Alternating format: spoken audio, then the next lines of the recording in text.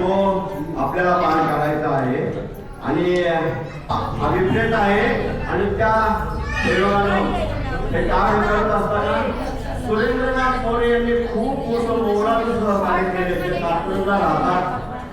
आर्थिक बाबी ज्या आहेत त्या आम्ही फक्त रेटायचं काम केलं. पुरी महाराजांनी लिखाणाचं भगवतीचं काम केलं आणि हे सुरेंद्रनाथ मोरे जे कात्रज आहेत त्यांनी ते बाकीचं सगळं कार्य जे आहे सिद्धीचं म्हणजे काय छापाईचं काम, फायलिंगचं काम, फोटो आणि हे सगळं मोठं काम ते पुढे याला जे काम केलंय तुम्ही ना तुमचं पण लोकांना मोरे कोण आहे हे तरी लोकांना माहीत असावं ना. तर यांना महाराजांचा खूप आशीर्वाद मोठा आहे ना.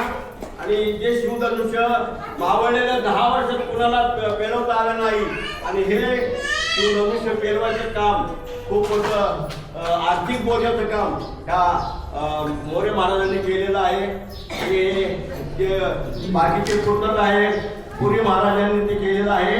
मी अण्णांना विनंती करतो लेखकांच्या आणि पुरी महाराजांच्या वतीनं आणि मोरे महाराजांच्या वतीनं की बाबा त्यांनी ग्रंथाचं प्रकाशन सोहळा पूर्ण करावा. सद्गुरुनाथ महाराज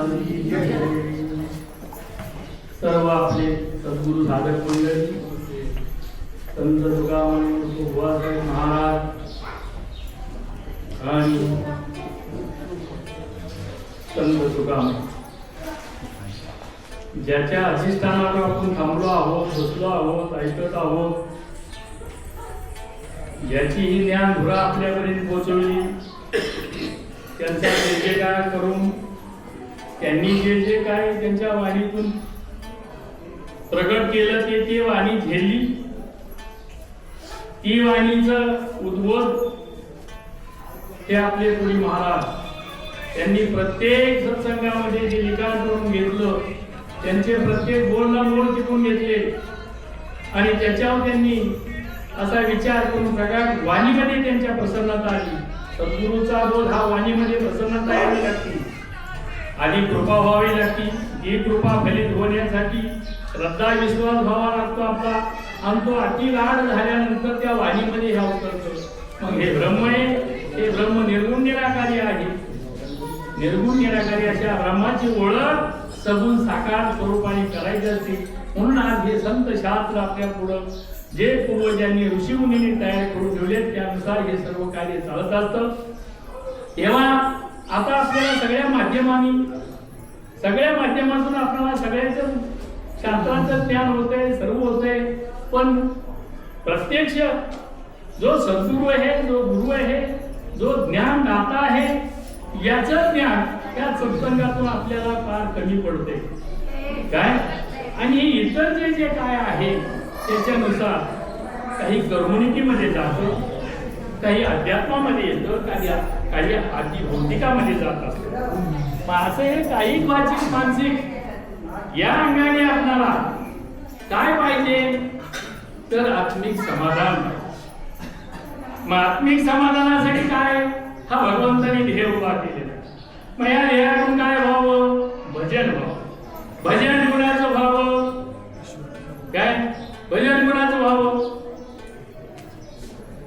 अरे ज्यांनी आपला हा ध्येय उभा केला, ज्यांनी चालवलं सर्व, त्याचं म्हणले भजन व्हावं. त्यासाठी माऊली म्हणती की तू हे मन बीची करी माझ्या भजनी प्रेम करी, सर्वत्र नमस्कार करी मग एकाते. अरे जे जे काय तुम्ही पाहत असाल, ऐकत असाल, कोण देवी देवता असेल, सर्व मानव जात असेल, याच्याशी तुम्ही नमस्कार काय सर्वत्र पहा. मी त्याच्यामध्ये एकच आहे, दगडाला मानलं तरी त्याच्यातच मी आहे असं पाहणं हा ब्रह्मभाव आहे आपला. मग आपण ज्या ब्रह्मभावाशी निगडीत आहोत आणि याच्यामध्ये आपला हा जो काय व्रतीचा उर्मीचा हा जो काय आपल्याला प्रत्येकाला आलेली आहे, याची निवारण करणं म्हणजे निवृत्तीकडे वाटतं. आणि जसं तुकाराम महाराज म्हणतात, ज्याचा अहंकार गेला तो देव झाला. मग अहम म्हणजे आपल्याला काय समजलं पाहिजे आहे माहिती आपल्याला. हे आत्म्याचं स्वरूपाचं अक्षर, हे ब्रह्मांडातलं स्फुरण शक्तीचं. मग हे ब्रह्मांडातून जसं वैकुंठातून हे आलेली शक्ती खाली या मृत्यूलोकामध्ये आली, ती संतांनी आणली आणि ती प्रगट केली देव रूपाने. मग हे देवाचं स्वरूप संतांनी आपल्याला दाखवलं. तो निर्गुण आहे पण सगुण रूपात आणला.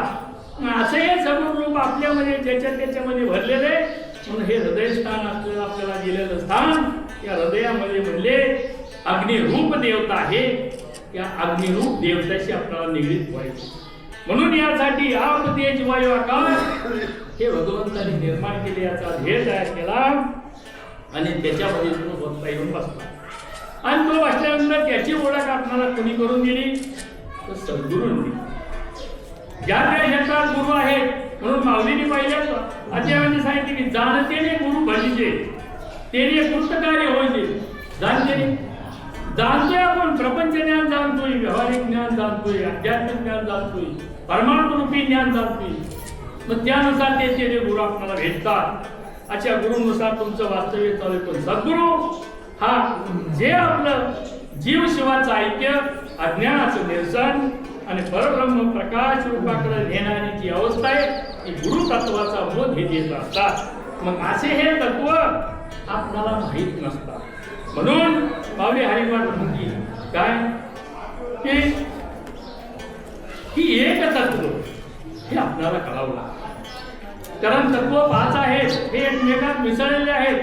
कोणचं कोणाच्या त्याच्यामध्ये तत्व कमी जास्त आहे आपल्याला ओळख आहे का?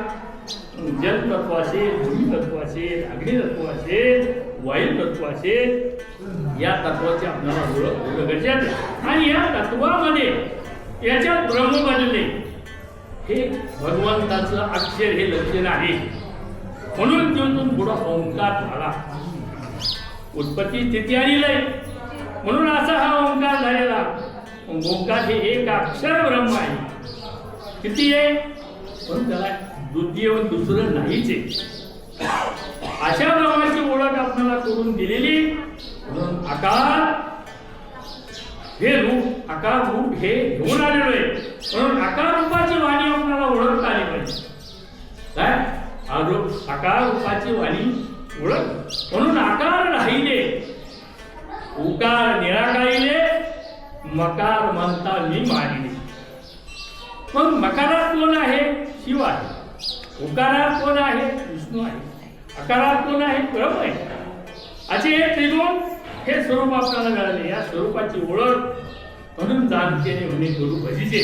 मग यासाठी आपल्याला गुरुचं तेव्हा मग याच्यात आपल्याला सद्गुरु बोध काय आहे? कारण आपल्याला बोध अनेक गुणाने झालेला आहे, प्रबोधाने झालेला आहे.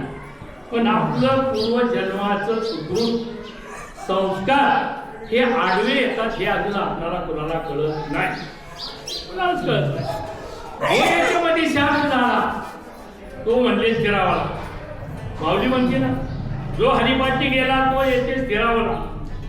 काय मग आपल्याला स्थिर होण्याची लक्षणं या मार्गात आपल्याला हे मार्गाने आपल्याला काय मग आपण आपल्याशी आपणाशी पाहावे. काय याच्या स्वरूपाची ओळख आपल्याला झाली पाहिजे. स्वरूप म्हणजे काय? स्वर म्हणजे तुमच्यातला प्राण, तोच ईश्वर. आणि रूप यांनी रूप घेतले. त्यासाठी माऊलीने एक ओवी ठेवली 8व्या अध्यायामध्ये. म्हणजे आकाराविना असणे. तुमच्या माझ्या सर्वांच्यात आकार आहे, दिसलाय तुम्हाला सांगता येईल. म्हणून हे जे काय आकाराला आलेले तर मग ज्याला आकार असणे आहे ना तो दिसत नाही. मग जन्म निमणे त्याला जन्म नाही आणि मृत्यू नाही. देखतसे आगळे ही जी दिसते ना सगळे हे आगळे वेगळे. म्हणून आपण आगळ्या वेगळ्यामध्ये काय झालेले भौतिकात प्रसारित झालेलो आहोत, पाहत आहोत. म्हणून आपल्याला एक रूपामध्ये येता येत नाही, एकत्वात जाता येत नाही. अनेकत्वात आपला हा भाग हा चालू आहे. असं अनेकत्वाचं ज्ञान आपल्याला भरपूर आहे, पण एकत्वाचं ज्ञान आपल्याला व्हावं अशी सद्गुरु प्राप्तीची गती आहे. आणि या गतीने आपल्याला चालावं असं आपल्याला ज्ञान दिलेलं आहे. आणि या ज्ञानासाठी जे जे काय भाषा त्यांची टिपून घेतली ते आपले पुणे महाराज यांनी जे काय आत्मबोध, गुरुबोध, आत्मचिंतामणी असा जो ग्रंथ तयार केलेला आहे त्याचं पाठीमागे आपण प्रकाशन केले. आता या वेळेलाही करत आहोत. तेव्हा इथून पुढचं एक लिखाण ते आपण स्वतः करणार आहे. श्री चैतन्य हरिकृपा निरंजन देवा याच्यामध्ये या तुकामाईची प्रस्तावना, तुकामाईचं सर्व वर्णन आणि या परिसरात असणारे गोपाळ असेल, भट गोपाळ असेल, हिरानाथ स्वामी असेल, लिंगनाथ महाराज असतील, भट गोपाळ शेख सुलतान या जो परिसरामध्ये असेल, मग असा हा परिसर, मग वाटार क्षेत्र असेल, जे जे क्षेत्र असेल त्याची माहिती सगळी येणार आहे. आणि ज्या परिस्थितीत हे इथं कसे अवघड झाले, याची कशी उपरोध घेतली झाली, याची सगळी माहिती आपल्याला त्यामध्ये प्रसारित येणार आहे. ही माहिती आहे का कुणाला अजून नाही, फक्त महाराजांशी तुम्ही बोलणार. पण महाराजांच्या इथं हे जे काय आलं ते कसं आलं, कसं प्रगट झालं, किती साली आलं, हे काय अवस्था आहे, हे 84 सिद्धाची अवस्था आहे. आणि ते सिद्धाची अवस्था ही आज आपल्याला सगुण साकार रूपाने जनमानसात हे साधूचं लक्षण आहे. यांच्याकडे संयम आहे, शांती आहे, अशा ह्या शांतीचं हे लक्षण तुम्हा आम्हाला भेटत असतो. या स्वरूपाची ओळख हे करून देत असतात. अशा ह्या ओळखीने आपण राहावं हीच आमची कळकळीची विनंती आहे. आणि जे काही चाललेलं आहे ते महाराज जे काय जे बोलले त्याप्रमाणे आपणाने सर्वांनी चालावं अशी माझी कळकळीची विनंती आहे. सद्गुरुनाथ महाराज की जय.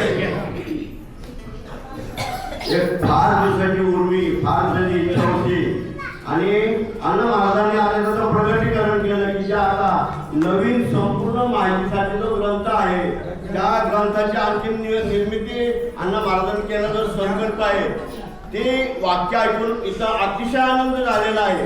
यानंतरचा मूळ पायापासून या पूर्ण भागातले जो नाथ संप्रदायाचं वास्तव्य कसं झालं, काय झालं याबद्दल ते त्यांनी ते खातात.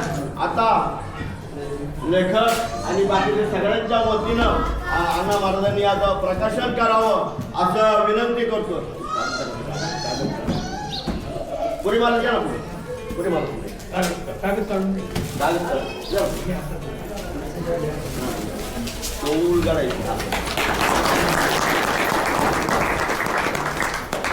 तुम्हाला मनोगत व्यक्त करायचं नाही बोलायचं नाही काही एक जसं जमेल तसं 1-2 मिनिटं नाही अपेक्षा आहे सगळ्यांना.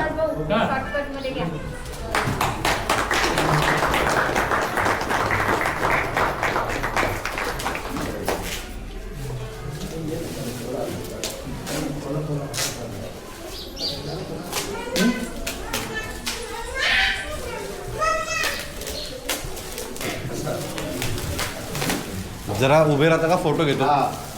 प्लीज हा येतो इथे. पुस्तक धरा आणि आपण फोटो घेऊयात. सगळ्यांनी इकडे बघा, जवळ या थोडं, पुढे या थोडं, सगळे दिसले पाहिजे मला छान असे. इकडे इकडे महाराज इकडे बघा. फोटो येते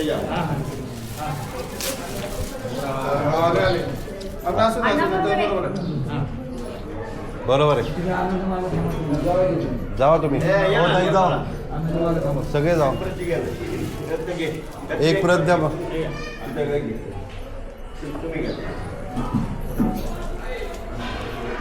मागे बघा, माहिती त्यांच्या अंगावर जातो. बघता का इकडे स्माईल. हां छान झालं. सद्गुरुनाथ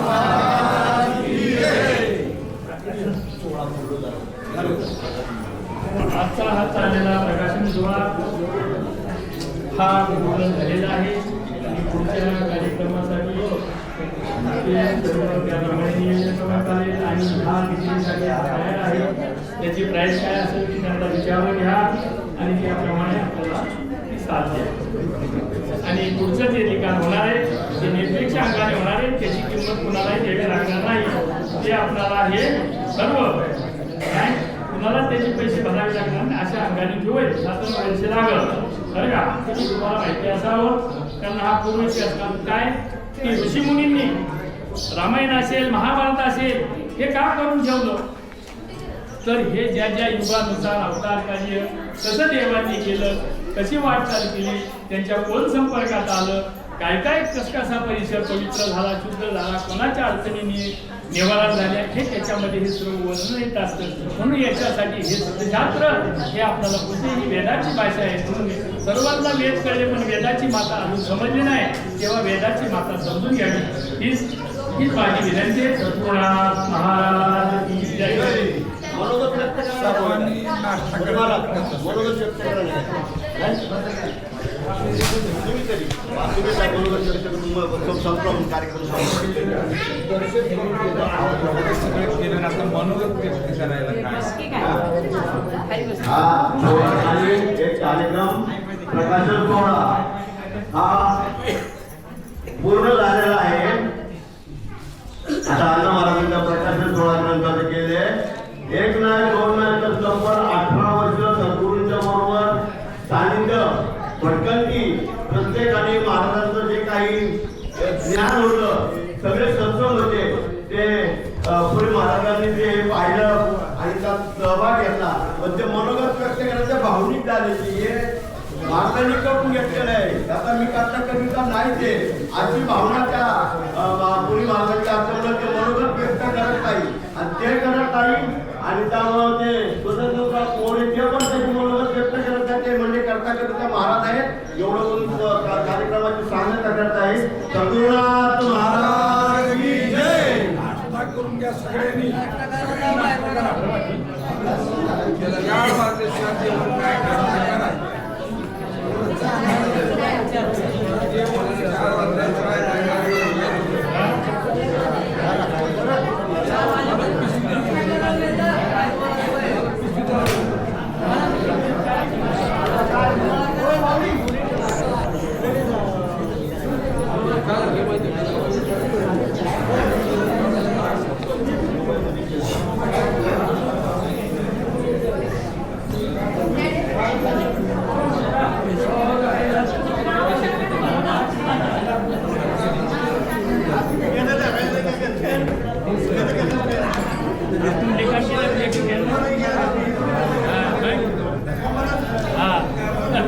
हा declare